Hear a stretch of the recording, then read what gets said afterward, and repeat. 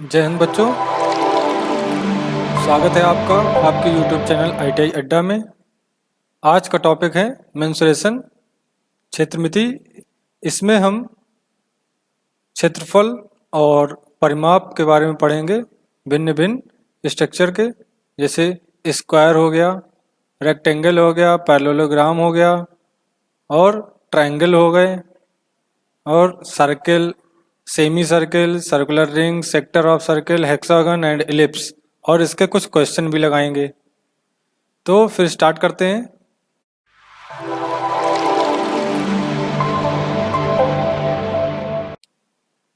सबसे पहले आता है त्रिभुज, यानी कि ट्रायंगल।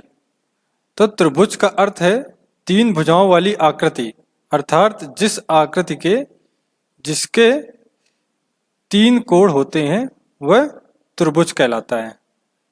ठीक है। इसका क्षेत्रफल आधार गुणा ऊंचाई को 2 से भाग देने पर प्राप्त होता है। तो जैसे क्षेत्रफल अगर बोला जाए, किसी भी ट्रायंगल का अगर क्षेत्रफल बोला जाता है तो होता है आधार गुणे ऊंचाई, और इसमें 2 का भाग दे दिया जाता है। ठीक है। तो अगर किसी भी प्रकार का ट्रायंगल है, आपके पास त्रिभुज है, तो उसमें अगर आधार और शीर्ष लंब यानी कि ऊंचाई दिया हो तो इन दोनों गुणा करके आधा कर दिया जाएगा, क्षेत्रफल प्राप्त हो जाएगा। तो सबसे पहले अब त्रिभुज के भी बहुत प्रकार होते हैं, जिसमें सबसे पहले आता है समकोण त्रिभुज। समकोण त्रिभुज के बारे में देख लेते हैं कि क्या क्या होता है। एक चीज और मैं बताना चाहूंगा कि जो परिमाप निकालते हैं, त्रिभुज का निकाल लें या चतुर्भुज का निकालें या वृत्त का निकालें या पंचभुज का निकालें या षटभुज का निकालें, किसी का भी अगर परिमाप हम निकालते हैं, किसी भी आकृति का परिमाप निकालते हैं, तो परिमाप मतलब होता है उस आकृति द्वारा घेरा गया जो क्षेत्रफल होता है। तो जो बाउंड्री लाइन होती है, जो घेरी गई बाउंड्री लाइन होती है, बस उसी को लंबाई नापना होता है। अगर वृत्त है तो ये गोलाई की लंबाई नाप लेंगे कि गोल गोल ये कितना ये घूमा है। अगर ट्रायंगल की परिमाप निकालना है तो ये तीनों लाइनों का लंबाई क्या होगा, इनका जोड़ हो जाएगा। ऐसे चतुर्भुज में चारों भुजाओं का जोड़ हो जाएगा, पंचभुज में पांचों भुजाओं का जोड़ हो जाएगा, षटभुज में 6 भुजाओं का जोड़ हो जाएगा। तो परिमाप का मतलब होता है सारी भुजाओं का योग। ये आप याद रखेंगे तो किसी भी आकृति का अगर हम परिमाप निकालेंगे तो आराम से निकल आएगा। ठीक है। अब स्टार्ट करते हैं समकोण त्रिभुज।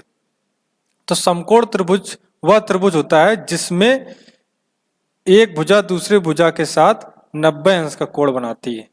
ठीक है। और सामने वाली भुजा 90 अंश के वह कर्ण कहलाती है। ठीक है। और जो दो भुजाएं 90 अंश बना रही हैं, उसमें से एक लंब कहलाएगी और एक आधार कहलाएगी। ये बात तो आप लोगों को पता ही होगी। और इसमें एक प्रमेय आती है, थ्योरम होती है, पाइथागोरस प्रमेय या थ्योरम। तो ये क्या कहती है, इसका सूत्र होता है कर्ण का स्क्वायर बराबर लंब का स्क्वायर प्लस आधार का स्क्वायर। ठीक है। ये चीज अलग से मैंने बता दी है, हो सकता है ऑब्जेक्टिव क्वेश्चन में इससे कोई क्वेश्चन आ जाए तो आप लोग कर सकें। ठीक है। अब आते हैं समकोण त्रिभुज के क्षेत्रफल पे, एरिया पे। तो समकोण त्रिभुज का जो क्षेत्रफल होता है, ये सिंपली तरीके से सिंपल होता है, क्योंकि इसमें क्या होता है, एक शीर्ष लंब दिया होता है जिसे लंब कहते हैं, और एक आधार दिया होता है। बस इन्हीं का दोनों का गुणा करके निकाल लेते हैं। तो क्या होता है, 1/आधार गुणे लंब। ये शीर्ष लंब को ही शीर्ष लंब कहते हैं। ठीक है। ये हो गया एरिया। अब समकोण त्रिभुज में हमको लंब पहले से दिया हुआ है, क्योंकि इसकी एक भुजा दूसरी भुजा के साथ 90 अंश का कोण बनाती है। अब अगर जैसे कोई त्रिभुज हो जिसमें 90 अंश का कोण ना बनता हो, फिर कैसे निकालेंगे, तो उसका निकालने का तरीका आगे देखते हैं। आगे आता है समबाहु त्रिभुज। समबाहु त्रिभुज वह त्रिभुज जिसमें तीनों भुजाएं बराबर होती हैं और तीनों कोण बराबर होते हैं, क्या कहलाता है, समबाहु कहलाता है। अब इसमें देखिए, इसमें कोई भी लंब नहीं है ना शीर्ष लंब है, तो क्या होता है, अगर ये त्रिभुज होता है, जैसे मान लीजिए इसको हटा के दूसरा बना देते हैं। अब जैसे मान लीजिए एक त्रिभुज है, ये समबाहु त्रिभुज है, इसकी तीनों भुजाएं बराबर हैं, तीनों कोण बराबर हैं। अब इनका जैसे शीर्षलंब है, ये ड्रॉ कर लेते हैं। एक कोने से एक भुजा पर शीर्षलंब गिराया, तो इसकी लंबाई अगर h दी जाती है और ये आधार है, इसकी लंबाई a दी जाती है। अब चूंकि हमको शीर्षलंब और आधार दे रखा है, तो एरिया का सूत्र जो होगा ट्रायंगल का, किसी भी ट्रायंगल का, अगर जो क्षेत्रफल का फॉर्मूला होता है वो 1/2 आधार गुणे ऊंचाई आएगा, अगर शीर्षलंब दिया हो। और समकोण त्रिभुज में पहले से शीर्षलंब होता है, ठीक है, ये बात ध्यान रखिएगा। और समबाहु त्रिभुज में अगर शीर्षलंब ना दिया हो, एक भुजा दी होगी जो a है, उस वजह से उसका एरिया जो बनेगा √3/4 a² बनेगा, ठीक है, √3/4 a² बनेगा। और इसका अगर परिमाप निकाला जाए, तो परिमाप हमने बताया था, किसी भी आकृति का परिमाप हो तो उसके सारी भुजाओं का योग होता है। तो इसका परिमाप a, दूसरी भुजा भी a होगी, तीसरी भुजा भी a होगा, क्योंकि तीनों बराबर हैं, तो परिमाप 3a हो जाएगी, ठीक है। यहाँ तक तो समझ में आ गया होगा। अब इसके बाद आते हैं विषमबाहु त्रिभुज। विषमबाहु त्रिभुज में क्या होता है, जिसकी तीनों भुजाएं बराबर ना हो, सब अलग अलग हो। मान लो जैसे ये a है, ये b है और c है। अब तीनों भुजाएं अलग अलग हैं, तो तीनों कोण भी अलग अलग होंगे, ठीक है। अब इसका क्षेत्रफल अगर निकाला जाए, तो इसमें भी अगर शीर्षलंब दिया हुआ है, अगर ऊंचाई दी हुई है, तो जिस पर शीर्षलंब गिराया जाए वो आधार बन जाएगी। तो आधार क्या बन गया, इसमें a बन गया और शीर्षलंब h हो गया। तो क्या आ गया, AH/2। ये तो हो गया क्षेत्रफल जब शीर्षलंब दिया हो। और अगर विषमबाहु त्रिभुज में शीर्षलंब ना दिया हो, तो क्षेत्रफल निकालने का एक ही तरीका होता है, जिसे हीरो का सूत्र बोलते हैं, हीरोज फॉर्मूला बोलते हैं। इस हीरोज फॉर्मूला में क्या होता है, अर्ध परिमाप निकालना पड़ता है, जिसे बोलते हैं सेमी पैरामीटर निकालना पड़ता है, सेमी पैरामीटर। तो अब सेमी पेरीमीटर कैसे निकाला जाएगा, क्योंकि इसमें इसको एस से डिनोट करते हैं। तो a + b + c, ये तो हो गया फुल पेरीमीटर, क्योंकि हमने तीनों भुजाओं को योग कर दिया, और बटे 2 हो गया, ठीक है। और फिर क्षेत्रफल कैसे निकालेंगे, क्षेत्रफल का सूत्र होता है √S, एक ब्रैकेट में s - a, एक ब्रैकेट में s - b, एक ब्रैकेट में s - c। ये हो गया हीरो का सूत्र, इसी से एरिया निकाल लेंगे। अब अगर तीनों भुजाएं चाहे दी हो चाहे ना दी हो, मतलब अलग अलग दी हो या फिर एक समान दी हो, तो हीरो का सूत्र भी सब जगह लग जाता है। और अगर शीर्षलंब दिया हो तो भी हर जगह लग जाएगा, हर त्रिभुज में ये सूत्र लग जाते हैं, ठीक है। और अलग से तो सूत्र है ही, जैसे समबाहु त्रिभुज का हमने बता दिया है, √3/4 a² होता है। ऐसे ही समद्विबाहु त्रिभुज का भी एक फॉर्मूला होता है। अब समद्विबाहु त्रिभुज क्या होता है, जिसमें दो भुजाएं बराबर होती हैं। इसमें क्या होती हैं, दो भुजाएं बराबर होती हैं। तो जैसे मान लो एक ट्रायंगल है, इसकी नीचे की भुजा a है और दो भुजाएं बराबर, तो मान लो C करके दोनों भुजाएं बराबर कर दी, B = C हो गया। अब B = C हो गया, इसको ऊपर S में रख देंगे, यहाँ पर S में रख देंगे, तो S जो होगा अर्ध परिमाप कितना निकल के आ जाएगा, AC + C/2। तो a/2 + c निकल के आ जाएगा, ठीक है। फिर यहां से हीरो के फॉर्मूला में रखेंगे, एरिया निकालेंगे। तो हीरो के फॉर्मूला में कैसे रखेंगे, s जो होगा s - a होगा, s - b होगा, एक ब्रैकेट में s - c होगा। तो इसमें सारी वैल्यू रखते चले जाएंगे, बी की जगह सी रख देंगे, बी की जगह सी रख देंगे, सब सॉल्व करेंगे तो एक फॉर्मूला आएगा। वो फॉर्मूला क्या होगा? अंडर रूट ए बाई 4 बाहर निकल आएगा, 4c² माइनस a²। ये समद्विबाहु त्रिभुज का क्षेत्रफल होता है।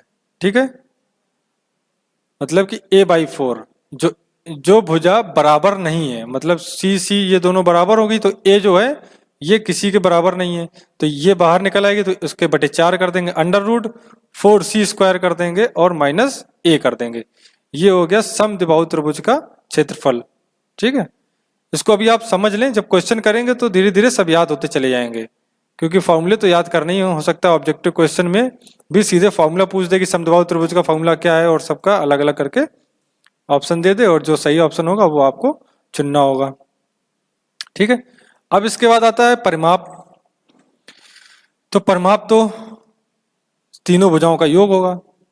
ठीक है, जिसको पेरीमीटर बोलते हैं, इसको पी से दर्शाते, तो क्या होगा? a प्लस सी प्लस सी, इसका परिमाप हो जाएगा a प्लस 2c। ठीक है, ये तो आसान है परिमाप निकालना। ठीक है, अब इसके बाद आता है ऑब्ट्यूज ट्रायंगल। तो ऑब्ट्यूज ट्रायंगल क्या होता है? इसे बोलते हैं अधिक कोण त्रिभुज। अधिक कोण त्रिभुज, तो ऐसा त्रिभुज जिसमें एक कोण 90 अंश से अधिक हो, तो जो 90 अंश से अधिक होता है उसी को ही अधिक कोण बोलते हैं, तो वैसा त्रिभुज अधिक कोण त्रिभुज कहलाता है। ठीक है, अब अधिक कोण है, अगर इसमें शीर्ष लंब दिया हो तो एक सीधा सा फॉर्मूला आधार गुणे शीर्ष लंब बटे 2, अगर ना दिया हो तो हीरो का फॉर्मूला लगा देंगे, जिसमें से अर्ध परिमाप निकालते हैं और अंडर रूट एस, एक ब्रैकेट में एस माइनस ए, एक ब्रैकेट में एस माइनस बी और एक ब्रैकेट में एस माइनस सी रख के फॉर्मूला निकाल लेते हैं। अब ऐसे इसका एक एग्जांपल दिया है, इसको कर लेते हैं तो आपको आइडिया लग जाएगा। एक त्रिभुज की भुजाओं की लंबाई 9 सेंटीमीटर है, 12 सेंटीमीटर है और 15 सेंटीमीटर है। मतलब कि a बराबर 9 दिया है, b बराबर 12 दिया है और c बराबर 15 दिया है। ठीक है, तो इसको निकालना है। इसमें सबसे पहले क्या निकालेंगे? क्षेत्रफल पूछा है तो S हीरो फार्मूला लगाएंगे, तो S की वैल्यू निकालेंगे। तो S क्या होता है? अर्ध परिमाप होता है, सेमी पेरीमीटर होता है। तो a plus B plus C by 2, तो क्या हो जाएगा? 9 प्लस 12 प्लस 15 अपॉन 2, यहाँ पे 2 रख दिया जाएगा। ठीक है, तो इसको ऐड करके 2 निकालेंगे तो S आ जाएगा 18। इसके बाद हीरो का फॉर्मूला लगा देंगे, एक ब्रैकेट में S, S minus A, S minus B, S minus C. तो एस की वैल्यू 18 आ चुकी है, एक ब्रैकेट में 18 हो जाएगा, 18 माइनस 9 हो जाएगा। तो एस माइनस बी है तो 18 माइनस 12 हो जाएगा, एक ब्रैकेट में एस माइनस सी है तो 18 माइनस 15 हो जाएगा। ठीक है, इसको सॉल्व कर लेंगे। 18 में से 9 गया, 9 गया तो 9 बचा। ठीक है, 18 में से 12 गया बचा 6 बचा, 18 में से 15 गया बचा 3 बचा। इसको सॉल्व कर लेंगे तो 54 आ जाएगा। अब देखो भुजाएं दे रखी हैं सेंटीमीटर में, तो क्षेत्रफल किस में होगा? वर्ग सेंटीमीटर में होगा या सेंटीमीटर स्क्वायर में होगा। ठीक है, क्योंकि अगर ऑब्जेक्टिव क्वेश्चन में 54 सब में सब ऑप्शन में दे रखा है, लेकिन अगर मात्रक बदल दिया, यूनिट बदल दिया तो आप कंफ्यूज हो जाएंगे, तो याद रखिएगा सेंटीमीटर स्क्वायर होता है। तो ट्रायंगल में सबसे पहले हम लोगों ने क्या पढ़ लिया? सबसे पहले हमने 1/2 आधार बटे एरिया का फॉर्मूला क्या पढ़ लिया? 1/2 आधार गुणे लंब पढ़ लिया। तो ये कब होता है यूज करेंगे? जब हमेशा लंब दिया हो या शीर्ष लंब दिया हो, तो हमेशा याद रखना वहीं पर ये फॉर्मूला लगाएंगे। और 90 अंश कोण वाला जो त्रिभुज होता है, समकोण त्रिभुज, उसमें तो वो जो लंब होता है वही शीर्ष लंब होता है, तो फॉर्मूला उसमें समकोण त्रिभुज में यही वाला लग जाएगा, 1/2 आधार गुणे लंब वाला। और भी कोई अगर त्रिभुज दिया हो तो हीरो फार्मूला लग जाएगा। हीरो फार्मूला प्रत्येक त्रिभुज में, हर प्रकार के त्रिभुज में लग जाता है। और समबाहु त्रिभुज में अगर हीरो फार्मूला बहुत लंबा पड़ता है तो सीधे सीधे उसका फार्मूला दे रखा है, अंडर रूट 3/4 a² दे रखा है। ठीक है, अंडर रूट 3/4 a² दे रखा है। और समद्विबाहु त्रिभुज का भी डायरेक्ट फॉर्मूला दे रखा है, वो भी हीरो सूत्र से ही आता है, लेकिन इसको सॉल्व करके सीधे सीधे फॉर्मूला उसका बन जाता है a/4 √4c² - a², जहां पर a है आधार और जो दो भुजाएं बराबर हैं वो c है। ठीक है, इसको दोबारा समझ लेंगे अगर वीडियो देख के, अगर ना समझ में आए और आगे क्वेश्चन करेंगे तो जाहिर सी बात है प्रैक्टिस करेंगे तो समझ में आता जाएगा, और आप अपनी बुक से भी अपने आप क्वेश्चन करें तो और आसानी होगी। इसके बाद आता है आयत, त्रिभुज के बाद आता है आयत। तो आयत क्या होता है?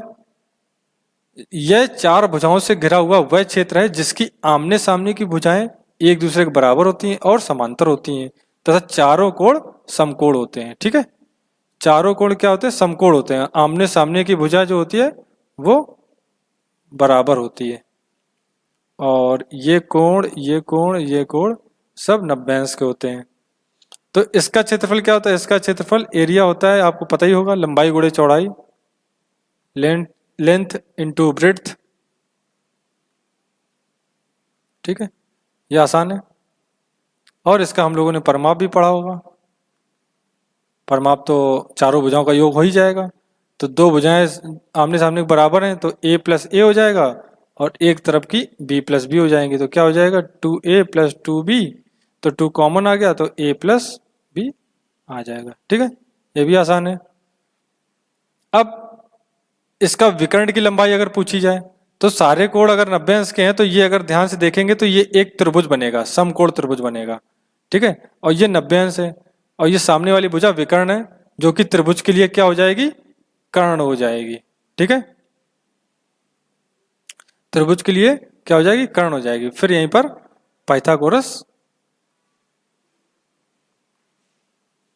थ्योरम लगा देंगे, यहां से विकर्ण का मान निकल आएगा। ठीक है, बराबर a² + b² और √। ठीक है, ये पाइथागोरस प्रमेय से आएगा, और यही चीज आपकी इसमें भी दे रखी है। तो याद रखिएगा, विकर्ण जब पूछा जाए तो एक भुजा का स्क्वायर प्लस दूसरी भुजा का स्क्वायर और उसका √ निकाल लिया जाए तो विकर्ण आ जाएगा। और ये कहाँ से आता है? पाइथागोरस प्रमेय या पाइथागोरस थ्योरम से आता है। ठीक है, इसके बाद आता है स्क्वायर। अब स्क्वायर क्या होता है? वर्ग क्या होता है? यह चार समान भुजाओं से घिरा हुआ वह क्षेत्र होता है जिसकी आमने सामने की भुजाएं और एक दूसरे के समांतर होती हैं। ठीक है, तो चारों भुजाएं इसमें समान होती, तो मान लो एक भुजा ए है तो चारों भुजाएं ए हो जाएंगी, और आमने सामने की सब समांतर हैं, और एक दूसरे से जो जहां कटती हैं वहां पे 90 अंश का कोण भी बनता है। ठीक है, अब 90 अंश का कोण बनेगा, वो आयत भी बन रहा था, बस आयत और वर्ग में फर्क क्या है? आयत में आमने सामने भुजाएं बराबर है, इसमें चारों भुजाएं बराबर है। तो इसका क्षेत्रफल क्या होता है? ये आपको पता ही होगा, भुजा स्क्वायर होता है या a² होता है। ठीक है, और पेरीमीटर यानी कि परिमाप क्या होगा? तो परिमाप हो जाएगा चारों भुजाओं का योग। तो चारों भुजाओं का योग सबका a है तो 4a हो जाएगा। ठीक है, ये बिल्कुल आसान है। अगर इसके विकर्ण की लंबाई पूछी जाए तो यहां पर ये देखिए, ये त्रिभुज बनेगा और ये 90 अंश का है, तो यहां पर अगर इसकी विकर्ण की लंबाई अगर पूछी जाती है तो क्या हो जाएगा? √ एक भुजा का स्क्वायर प्लस दूसरी भुजा का स्क्वायर। तो यहाँ पर दोनों भुजाएं बराबर हैं तो a² + a² हो जाएगा। तो क्या हो गया? √ 2a² हो गया। अब 2a² बाहर निकल आएगा √ के, तो a आ जाएगा और √2 बचेगा। तो विकर्ण क्या हो गया? डायगोनल क्या हो गया? a√2 हो जाएगा। ठीक है, अब इसके बाद आते हैं चतुर्भुज। कह रहा है कि चतुर्भुज, किसी भी प्रकार का अगर चतुर्भुज दिया जाता है तो उसका क्षेत्रफल कैसे निकालते हैं? तो इसमें जानते हैं, चार भुजाओं से घिरे हुए क्षेत्र को चतुर्भुज कहते हैं। अर्थात एक चतुर्भुज में चार भुजाएं होते हैं और चार कोण होते हैं। ठीक है, ये ऊपर हम देख ही चुके हैं कि आयत में जैसे चार कोण है तो चारों कोण 90 अंश के थे, चार भुजाएं थी तो उसमें आमने सामने की भुजाएं बराबर थी। वर्ग में भी चार कोण थे, चारों 90 अंश के थे और आमने सामने की भुजाएं आमने आमने सामने चारों भुजाएं बराबर थी, आमने सामने की भुजाएं समांतर होती थी। ठीक है। अब अगर इसमें बोला जाए किसी भी प्रकार का अगर चतुर्भुज हो, आयत हो, वर्ग हो, समांतर चतुर्भुज हो, सम चतुर्भुज हो, किसी भी प्रकार का अगर चतुर्भुज हो तो अब जैसे मान लीजिए टेढ़ा मेढ़ा बना हुआ है तो इसका एक विकर्ण की लंबाई देख लेंगे और जो बाकी जो कोने हैं, जो जो बाकी कोना बचा है वहां से उस विकर्ण पर शीर्ष लंब गिराएंगे। ठीक है। और यहां से इसके ऊपर शीर्ष लंब गिराएंगे, मतलब एक लाइन खींचेंगे जो विकर्ण से 90 अंश का कोण बनाती होगी। ठीक है। इनको नंबरिंग दे देते हैं, ये ए हो गई, ये बी हो गई, ये सी हो गई, ये डी हो गई, ये शीर्ष लंब की लंबाई h1 हो गई, ये शीर्ष लंब की लंबाई h2 हो गई। ठीक है। तो इसका एरिया जो होता है याद रखिएगा, जो विकर्ण हमने खींचा था ए से लेके सी तक का, तो ए सी गुणे दोनों शीर्ष लंबों का योग बटे 2। किसी भी प्रकार का अगर ये आपके पास चतुर्भुज दे रखा हो, आयत, वर्ग कुछ भी दे रखा हो तो उसको ऐसे भी निकाल सकते हैं अगर उसमें शीर्ष लंब का मान दिया हो। ठीक है। अब ये चीज कहां से आई आप देख सकते हैं, ध्यान से देखिए।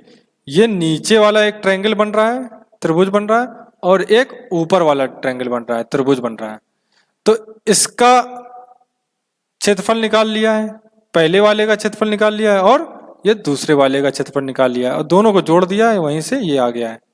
ठीक है। अब इसमें कौन सा सूत्र लगा होगा इस वाले त्रिभुज में, चूंकि शीर्ष लंब दे रखा है तो 1/2 आधार गुणे ऊंचाई, ये वाला सूत्र लगा है। ठीक है। वहीं से ये आ जाएगा। ठीक है। इसके बाद आता है समांतर चतुर्भुज। तो चार भुजाओं से घिरी हुई आकृति, जो चार भुजाओं से घिरी हुई आकृति होती है वो तो चतुर्भुज होती है, लेकिन उसके आमने सामने की भुजाएं अगर समांतर हो तो समांतर चतुर्भुज कहलाता है। अब कहोगे कि ये तो सर आयत में भी होता है और वर्ग में भी होता है, लेकिन इसमें शर्त ये है कि जो आमने सामने के कोण होते हैं वो एक दूसरे के बराबर होते हैं, लेकिन 90 अंश नहीं होते। अगर 90 अंश हो जाए तो आयत हो जाएगा। ठीक है। तो इसमें आमने सामने की भुजाएं देखो, जैसे समांतर, ये भुजा समांतर है ये, और ये भुजा समांतर है और ये भुजा समांतर है। ठीक है। तो ये क्या हो गया, समांतर चतुर्भुज हो गया। ये कोण बराबर होगा, ये कोण बराबर होगा और इसके सामने का ये कोण बराबर होगा। ठीक है। इसका क्षेत्रफल कैसे निकालोगे समांतर चतुर्भुज का, तो इसका क्षेत्रफल निकालोगे। अब जैसे मान लो एक विकर्ण खींच लेते हैं तो इसमें भी दो त्रिभुज बन गए। ठीक है। अब दो त्रिभुज बन गए, इसमें शीर्षलंब निकालते हैं इस वाले में और इस वाले में भी शीर्षलंब निकालते हैं, तो इन दोनों का शीर्षलंब की लंबाई जो है बराबर होगी। तो क्या होगा, h1 बराबर h2 बराबर h हो जाएगा। जैसे ये वाले की h है, h1 है, और ये वाले की h2 है, तो h1 बराबर h2 बराबर h हो जाएगा। शीर्षलंब की लंबाई दोनों की बराबर होगी, क्योंकि दोनों इस चतुर्भुज में आमने सामने की दोनों भुजाएं समांतर होती हैं। ठीक है। तो क्षेत्रफल निकालेंगे कैसे, पूरे चतुर्भुज का जो क्षेत्रफल होगा वो पहले ट्रायंगल का क्षेत्रफल प्लस दूसरे ट्रायंगल का क्षेत्रफल के बराबर होगा।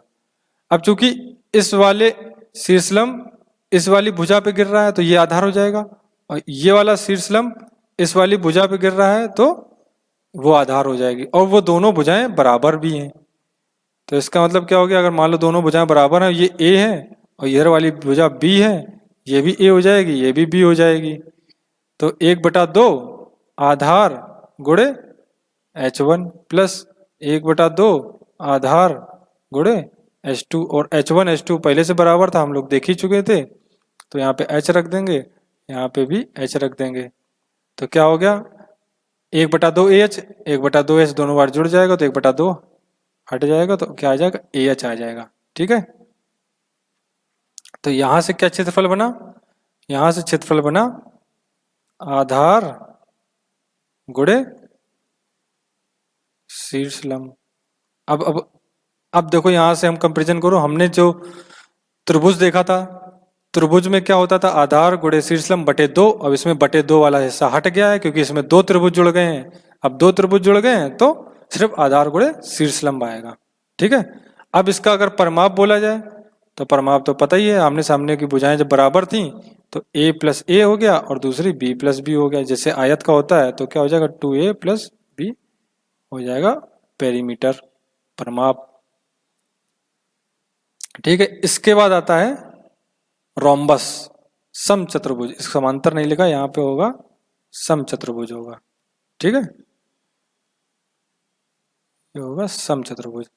तो इसमें क्या होता है, 4 समान भुजाओं से घिरी हुई आकृति। अब आप कहेंगे 4 समान भुजाओं से घिरी हुई आकृति तो वर्ग भी होता था, लेकिन इसमें एक दूसरे के समांतर होती हैं तो वर्ग में भी समांतर होती हैं, और आमने सामने के कोण बराबर होते हैं। आप कहोगे वर्ग में भी होते हैं, लेकिन वर्ग में कंडीशन क्या थी, 90 अंश होते हैं। यहाँ पे 90 अंश का कोण नहीं बनेगा, बाकी सारे गुण वर्ग जैसे होंगे। ठीक है, तो 90 अंश का नहीं है तो क्या हो गया, झुक गया मान लो, तो ये सारी समांतर हो जाएंगी, चारों भुजाएं बराबर हैं। ठीक है, तो सबसे पहले परिमाप देख लेते हैं क्योंकि सबसे आसान है। तो परिमाप क्या होगा, चारों भुजाओं का योग, तो 4a हो जाएगा। ठीक है, अब इसके बाद देखते हैं क्षेत्रफल निकालने के लिए। इसमें तरीका ये है कि इसके दोनों विकर्ण मिला देते हैं, तो यहां पर देखेंगे कि 4 त्रिभुज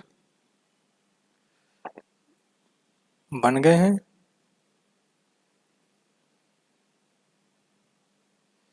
अब 4 त्रिभुज बने हैं तो इसमें इसका एक सम चतुर्भुज का एक गुण जो होता है, इसके दोनों विकर्ण आपस में एक दूसरे को 90 अंश पर काटते हैं। ये भी 90 अंश होगा, ये भी 90 अंश होगा, ये भी 90 अंश होगा। अब आप ध्यान से देखेंगे तो ये विकर्ण जो है ये कटने के बाद आधे आधे हो गए हैं, हाफ हो जाएंगे और 90 अंश पे हो जाएंगे। तो जो ये त्रिभुज बनेंगे चारों, तो चारों त्रिभुज कौन से होंगे, समकोण होंगे। ठीक है, अब समकोण त्रिभुज है तो उसका क्षेत्रफल क्या होता है, 1/2 आधार गुणे ऊंचाई। और 4 त्रिभुज हैं, सबकी भुजाएं बराबर हैं, सब विकर्ण बराबर हैं, तो क्या होगा, गुणे 4 कर दिया जाएगा। ठीक है, तो 1/2 आधार कितना है, आधार ये आधार हो जाएगा, एक विकर्ण का आधा हिस्सा आधार होगा, एक विकर्ण का आधा हिस्सा लंब हो जाएगा या ऊंचाई हो जाएगा। तो आधार हो जाएगा, मान लो एक विकर्ण की लंबाई है a, एक विकर्ण की लंबाई मान लो, विकर्ण एक लंबाई मान लो हो जाएगी कैपिटल ए नहीं, इसको ले लेते हैं d1, और दूसरे विकर्ण की लंबाई मान लो d2 है। तो क्या हो जाएगा, 1/2 d1, आधा है ना विकर्ण, तो d1/2 गुणे दूसरा विकर्ण का आधा d2/2 गुणे 4 हो जाएगा। ठीक है, फिर इसके बाद सॉल्व करेंगे इसको, तो 1/2 d1 d2 इंटू 4, ये 4 से 4 कट जाएगा, क्या आ जाए 1/2 d1 इंटू d2। तो इसका मतलब सम चतुर्भुज का जो क्षेत्रफल बचेगा 1/2 दोनों विकर्णों का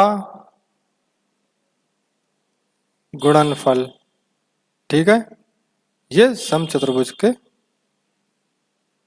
क्षेत्रफल का सूत्र बनेगा। ठीक है, और परिमाप तो बता ही चुके हैं, 4a हो जाता है। इसके बाद आता है समलंब चतुर्भुज, 4 भुजाओं से घिरी हुई आकृति जिसकी 2 आमने सामने की भुजाएं एक दूसरे के समांतर हो परंतु इसकी भुजाएं लंबाई में बराबर नहीं हो, समलंब चतुर्भुज कहलाएगा। तो इसमें ये आप देख पा रहे हैं, ये वाली भुजा और ये वाली भुजा आमने सामने समांतर है। ठीक है, अब ए से यहाँ पर DC वाली भुजा के ऊपर समलंब शीर्षलंब गिराया हुआ है, इसलिए इसको समलंब चतुर्भुज बोलते हैं, क्योंकि इसके दोनों के जो जो लंब गिराते हैं दोनों बराबर होते हैं, समान होते हैं, इसलिए इसको समलंब बोलते हैं। ठीक है, तो ये h हो जाएगा, ये भी h हो जाएगा। अब यहाँ पे देखेंगे कि ये जो है इतना हिस्सा वर्ग बन रहा है, वर्ग यानी स्क्वायर इतना, और एक ये ट्रायंगल बनेगा, एक ये ट्रायंगल बनेगा। तो इसका क्षेत्रफल कैसे निकालेंगे? इसका क्षेत्रफल निकालेंगे वर्ग का क्षेत्रफल प्लस 2 गुणे ट्रायंगल का या त्रिभुज का क्षेत्रफल। ठीक है, वर्ग तो दे ही रखा है तो ए स्क्वायर हो जाएगा, ये इतना हिस्सा ए है, ये नीचे का भी ए हो जाएगा, प्लस 2 गुणे 1/2, और ये हिस्सा जो बचेगा, ये हिस्सा कितना बचेगा? ये हिस्सा बचेगा b माइनस ए का आधा, क्योंकि ये पूरा जब b है और इसमें से a इतना हिस्सा निकल गया है, तो जो हिस्सा बचेगा b माइनस ए वो आधा आधा इधर उधर बढ़ जाएगा, तो b माइनस ए हो जाएगा। तो b माइनस ए बटे 2 ये हो गया आधार, और ये h हो गया लंब। अब इसको जब सॉल्व कर लेंगे तो 1/2 a प्लस बी h आ जाएगा। ठीक है, तो इसको सीधे सीधे ऐसे कह सकते हैं कि दोनों समांतर भुजाओं का योग गुणे ऊंचाई और फिर बटे 2, ये सीधा सीधा इसका फॉर्मूला बन जाएगा, यही इसका सूत्र रहेगा। और रही बात परमाप की, तो परमाप में चारों भुजाएं जोड़ देंगे अगर दी होंगी, इसके बाद इसका परमाप निकल आएगा। अब आते हैं एक दूसरी आकृति, सर्किल, वृत्त। तो किसी बिंदु का वह बिंदु पद जो किसी अन्य स्थान स्थिर बिंदु से समान दूरी पर रहता है। तो बिंदु पद का मतलब ये है, जैसे मान लो एक ये खूंटा गड़ा है बीच में और एक उससे गाय बांध दी गई है। ठीक है, ये चौपाई वाली गाय है, मतलब 4 पैर बने हुए हैं। इससे कहा जाए गाय से कि इसको रस्सी को टाइट रखो और चक्कर लगाओ। तो जो रस्सी को टाइट करते हुए जो चक्कर लगाएगा, मतलब इसी को बिंदु पथ बोलते हैं। जो चक्कर लगाना है ना, जो जो पथ बना है, इसी को बिंदु पथ बोलते हैं।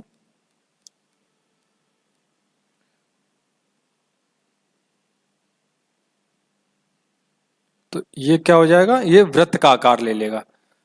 तो परिभाषा में साफ साफ लिखा है, किसी बिंदु का वह बिंदु पथ जो किसी अन्य स्थिर बिंदु से समान दूरी पर रहता है उसे वृत्त कहते हैं, तथा स्थिर बिंदु को केंद्र कहते हैं। इस वाले स्थिर वाले बिंदु को क्या कहेंगे? केंद्र कहेंगे। और जो ये बिंदु पथ है इसे क्या कहेंगे?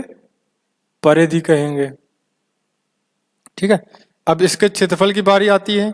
तो जो पूरा ये घिरा हुआ क्षेत्र है ये क्षेत्रफल हो जाएगा। तो क्षेत्रफल क्या होता है? पाई आर स्क्वायर। ठीक है, और आर क्या है यहाँ पर? आर त्रिज्या है। ठीक है, आर यहाँ पर क्या है? त्रिज्या है। त्रिज्या क्या होता है? केंद्र से परिधि तक की दूरी त्रिज्या कहलाती है। तो ये क्या हो जाएगा? ये आर हो जाएगा। और व्यास क्या होता है? व्यास त्रिज्या का दुगना होता है। मतलब ऐसी परिधि से परिधि तक की दूरी जो केंद्र से होके जाए वो व्यास कहलाती है। तो अब व्यास दुगना होता है तो व्यास जो होता है डी से दिखाते हैं, तो डी इंटू 2r हो जाएगा, 2 गुना त्रिज्या का। अब अगर इसमें r की जगह r बराबर यहाँ से d/2 आ जाएगा, यहाँ पे r की जगह d/2 रखेंगे तो क्या आ जाएगा? π/4 d स्क्वायर। तो व्यास के टर्म में आ गई क्षेत्रफल और त्रिज्या के रूप में। तो ये दोनों आपको याद करने होंगे। अब इसके बाद बोला जाए परिमाप। तो परिमाप क्या होता है? परिमाप वही जो चारों तरफ से जो घिरी हुई आकृति होती है उसकी लंबाई निकालना होता है, मतलब परिधि की लंबाई निकालना होता है। तो परिधि निकालना, तो परिधि क्या होता है इसका? 2πr, क्योंकि पूरा चक्कर लगा रही 360, तो 2π जो होता है वो 360 ही होता है, क्योंकि पाई का मान जो होता है वो 180 होता है। ठीक है, तो पूरा चक्कर लगा रही है, पूरा एक चक्कर लगा रही है, मतलब 360 घूम रही है, तो 360 और जो आर त्रिज्या है उससे गुणा कर देंगे तो परिधि आ जाएगी, 2 पाई आर हो जाएगा। अब ऐसे ही अर्धवृत्त आता है। अब अर्धवृत्त क्या होता है, वृत्त को जो दो बराबर भागों में विभाजित करते हैं उन दोनों आकृति को अर्धवृत्त कहते हैं। अब अर्थात व्यास किसी भी वृत्त को दो बराबर भागों में बांटता है, क्योंकि व्यास क्या है, सेंटर से होकर गुजरेगा, यहाँ से गुजरेगा, तो एक ऊपर वाला भाग बनेगा, एक नीचे वाला भाग बनेगा, ये दोनों अर्धवृत्त हो जाएंगे। अर्धवृत्त का क्षेत्रफल क्या होगा, अब अर्धवृत्त का क्षेत्रफल पूरे वाले क्षेत्रफल का आधा, तो पाई आर स्क्वायर बटे 2 हो जाएगा। ठीक है, या अगर व्यास के रूप में, व्यास के टर्म में निकालो तो उसका पाई बाई 4 होता था, तो ये पाई बाई 8 हो जाएगा और डी स्क्वायर हो जाएगा। ठीक है, अब अर्धव्यास का अगर परिधि की बात पूछे तो परिधि क्या है, सिर्फ परिधि इतना हिस्सा आएगा, ये वाला, ये तो परिधि आधी हो जाएगी, परिधि भी आधी हो जाएगी, तो क्या होता है 2 पाई आर होता है, बटे 2 कर देंगे तो पाई आर हो जाएगा। ओके, ये हो गया, परिधि हो गई। अब इसके बाद आता है वृत्तखंड। तो वृत्तखंड क्या होता है, किसी कोण पर वृत्त को अगर काटा जाए त्रिज्या के द्वारा वो वृत्तखंड कहलाता है। और अगर मान लो ये कोण थीटा है तो इतना हिस्सा जो है थीटा कोण का वृत्तखंड हो जाएगा, थीटा कोण का हिस्सा हो जाएगा। तो यहाँ से अगर क्षेत्रफल इसका निकालते हैं तो आपको पता है जब 360 अंश होता है तब पूरा पाई आर स्क्वायर होता है।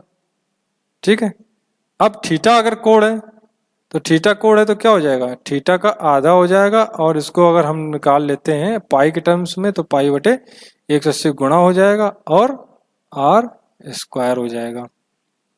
ठीक है, तो क्या हो जाएगा, पाई आर स्क्वायर थीटा बटे 360 अंश, ये हो जाएगा इसका क्षेत्रफल। ये क्षेत्रफल कैसे आया समझ में आया ना, क्योंकि यहाँ समझो जैसे ये पूरा वृत्त है तो कितने अंश का है, पूरा 360 अंश का है, तो 360 अंश का आधा हो गया, 360 अंश का आधा क्या हो गया 180, तो पाई जो होता है 180 होता है और इंटू आर स्क्वायर गुणा कर देंगे।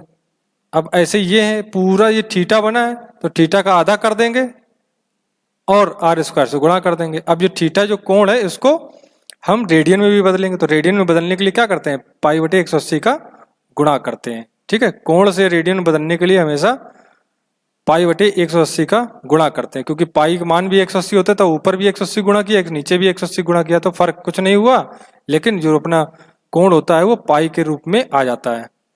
ठीक है, ये बिल्कुल आसान है समझने की, बस थोड़ा समझने की देर है, बस बाकी तो आपको समझ में आ जाएगा। अब ऐसे पूछा जाए कि ये आर्क की लंबाई क्या है, ये हिस्सा जो है, अब चूंकि हमको पता है आर्क क्या है, ये परिधि है वृत्तखंड की, तो चूंकि हमको पता है 360 जब अंश होता है, पूरा 360 अंश का जब होता है तो 2 पाई आर बनता है। अब ये थीटा अंश का है तो थीटा आर बन जाएगा, तो कितना हो जाएगा, थीटा आर बन जाएगा। अब थीटा को हमको क्या बदलना है, रेडियन में बदलना है, तो 180 का गुणा भी कर देंगे तो इसका मान आ जाएगा पाई आर थीटा बटे 180। ठीक है, अब चूंकि जो आपके बुक में ये दे रखा है 2 पाई आर थीटा बटे 360, तो मतलब 2 से 360 काट देंगे तो 180 ही आएगा, तो जो कि अपने दे रखा है। ठीक है, याद करने का तरीका यही है, और तरीके मतलब कैसे बना है सूत्र वैसे अगर आप समझ लेंगे तो आपको ऑटोमेटिक याद हो जाएगा। अब इसके बाद आते हैं गोला, गोले से पहले एक चीज और छूट रही है, वृत्ताकार रिंग। ये वृत्ताकार रिंग क्या होती है, मतलब कि रिंग क्या होता है, एक बाहरी हिस्सा होता है, एक अंदरूनी हिस्सा होता है, बीच का हिस्सा ये खोखला होता है और ये वाला हिस्सा जो होता है वो ठोस होता है। तो इसका क्षेत्रफल निकाला जाए तो कैसे निकालोगे, तो मतलब बाहरी वाले अगर क्षेत्रफल से अगर अंदर वाला क्षेत्रफल माइनस कर दिया जाए तो वृत्ताकार रिंग का क्षेत्रफल आ जाएगा।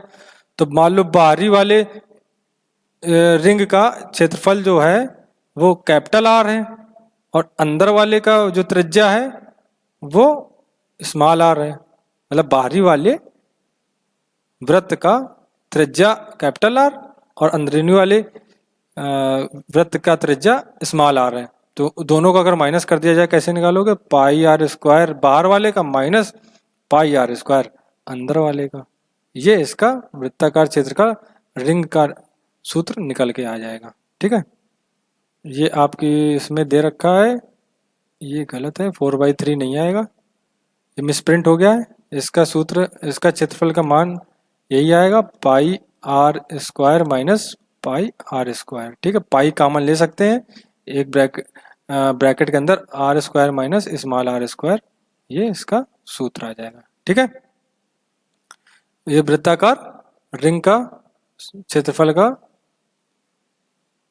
सूत्र हो गया। इसके बाद आते हैं गोला। यदि एक वृत्त का अर्धवृत्त अपने व्यास के गिर्द घूमे तो बनी हुई आकृति गोला कहलाती है। तो मतलब कहने का मतलब यह है कि एक अर्धवृत्त बना लिया हमने। ठीक है, ये अर्धवृत्त है। अब इस पे मान लो हमने एक लकड़ी फंसा दी और इसको ऐसे रोटेट कर दिया, पूरा गोल, मतलब ऐसे गोल गोल घुमा दिया, तो ये क्या बन जाएगा, पूरा गोला बन जाएगा। 3D स्ट्रक्चर होता है इसमें, 2D वाले पेज पे बनाना नामुमकिन है। तो गोला क्या होता है, जैसे बॉल, गेंद, वो होती है गोला। इसका आयतन निकालना चाहे, क्योंकि 3D स्ट्रक्चर है, 3D मतलब तीनों तरफ से जिसमें 3 डायमेंशन होती है, वो 3D कहलाता है। तो गोला 3D होता है और वृत्त जो होता है वो 2D होता है। अभी तक हमने जितने ऊपर पढ़े हैं, त्रिभुज, चतुर्भुज और ये वृत्त, ये सारे किसमें हैं, ये 2 डायमेंशन में, 2D में है। अब इसके बाद गोला जो है वो 3D है, यहां से 3D स्टार्ट हो रहा है अपना। 3D आकृति के आयतन, उसका आयतन निकलता है, और जो 2D होता है उसका क्षेत्रफल निकलता है। ठीक है, अब इसका आयतन क्या होगा, इसका फॉर्मूला हम लोगों को पढ़ा ही होगा, 4/3 पाई आर क्यूब। ठीक है, आर क्या है, केंद्र से परिधि तक की दूरी, त्रिज्या।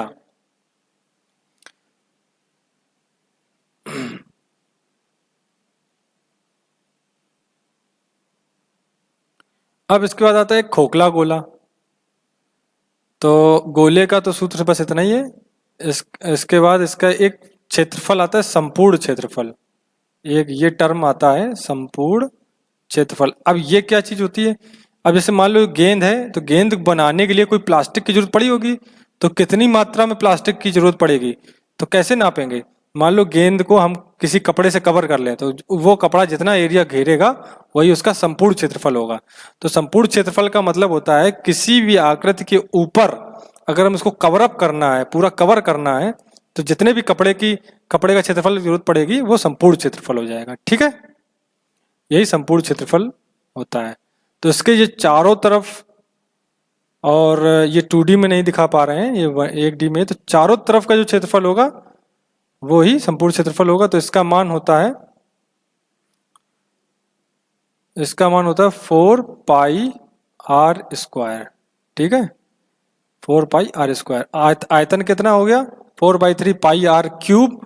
अब आर क्यूब है तो इसका मात्रक क्या हो जाएगा, मीटर क्यूब हो जाएगा। और संपूर्ण क्षेत्रफल है तो क्षेत्रफल तो पता ही है आपको, मीटर स्क्वायर होता है। ठीक है, इसके बाद खोखला गोला आता है। खोखला गोला मतलब क्या हो गया, एक बाहरी हिस्सा होता है, एक अंदरूनी हिस्सा होता है। तो इसका भी आयतन निकालो, कैसे निकालोगे, बाहरी वाले का आयतन निकाल लेंगे, अंदर वाले आयतन से माइनस कर देंगे, तो पाई/4 आर क्यूब माइनस पाई/4 आर स्मॉल आर क्यूब। तो पाई/4 कॉमन हो जाएगा, तो अंडर ब्रैकेट में क्या बचेगा, पाई आर क्यूब कैपिटल वाला और माइनस आर क्यूब स्मॉल वाला। ठीक है, ये यहां से आ जाएगा। इसके बाद आता है बेलन। अब बेलन में आप देख रहे होंगे कि कैसा होता है, एक ये सीधी लाइन होती है और दोनों तरफ एक इधर वृत्त होता है, एक इधर वृत्त होता है। इसका क्षेत्रफल निकालना है और आयतन निकालना है। तो आयतन कैसे निकालेंगे, आयतन होता है पाई आर स्क्वायर एच। ठीक है, इसका आयतन क्या होता है, पाई आर स्क्वायर एच। आर क्या होता है, आर जो होता है जो साइड में जो वृत्त बना होता है उसकी त्रिज्या होती है, और एच क्या होता है, एक वृत्त से दूसरे वृत्त तक की दूरी एच होती है। ठीक है, तो इसका फॉर्मूला हो गया पाई आर स्क्वायर एच, क्षेत्रफल का, सॉरी आयतन का।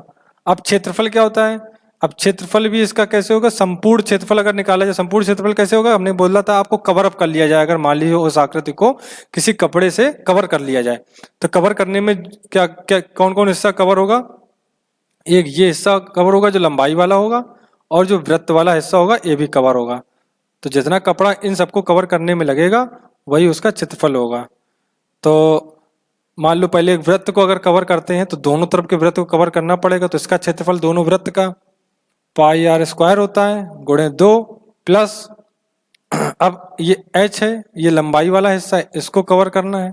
तो इसको कवर करने के लिए क्या क्या निकालेंगे, पाई आर h, मतलब ये गोलाई और s से गुणा कर दिया तो ये क्षेत्रफल आ गया और ये क्षेत्रफल आ गया, दोनों जोड़ दिए जाएंगे तो पाई आर कॉमन हो जाएगा, 2r कॉमन प्लस और h, ये इसका मान आ जाएगा। ठीक है, अब आते हैं खोखले गोले पे, सॉरी खोखले बेलन का। तो खोखले बेलन का क्या होगा, एक ये बेलन होगा, एक इसके अंदर का बेलन होगा।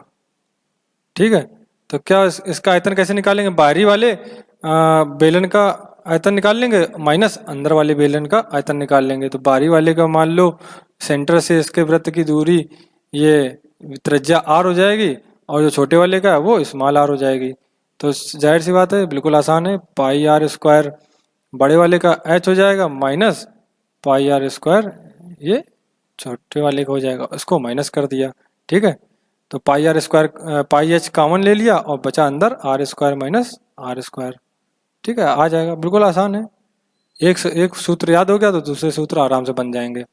अब जैसे आता है शंकु का, यदि किसी आकृति का आधार वृत्ताकार तथा शीर्ष एक बिंदु जैसा हो तो शंकु कहलाता है। तो नीचे का देखिए हिस्सा वृत्ताकार है और ऊपर का हिस्सा बिल्कुल कोण है, बिल्कुल केंद्र पे है। तो इसका वॉल्यूम क्या होता है, इसका वॉल्यूम बेलन के वॉल्यूम का 1/3 होता है। बेलन का क्या होता है, पाई आर स्क्वायर एच होता है, उसका बटा 3 कर दिया, ये याद रखिएगा आप। हाँ, और इसका क्षेत्रफल बोला जाए संपूर्ण क्षेत्रफल, तो संपूर्ण क्षेत्रफल क्या होगा, इसको कवर कर ले, इसको कवर कर ले और नीचे वाला हिस्सा कवर कर ले। तो नीचे वाला हिस्सा कवर करने के लिए क्या हो जाएगा, पाई आर स्क्वायर प्लस और जो तिरछा वाला जो हिस्सा है इनको कवर करने के लिए सूत्र होता है पाई आर एल। तो इसमें से पाई आर कॉमन हो जाएगा तो बचेगा क्या, आर प्लस एल बचेगा। ठीक है, ये हो गया संपूर्ण क्षेत्रफल। अब ये पाई आर होता है, पाई आर एल होता है, ये सिर्फ तिरछे वाले हिस्सों को कवर करने के लिए होता है, तिरछे वाले हिस्से का क्षेत्रफल। ठीक है,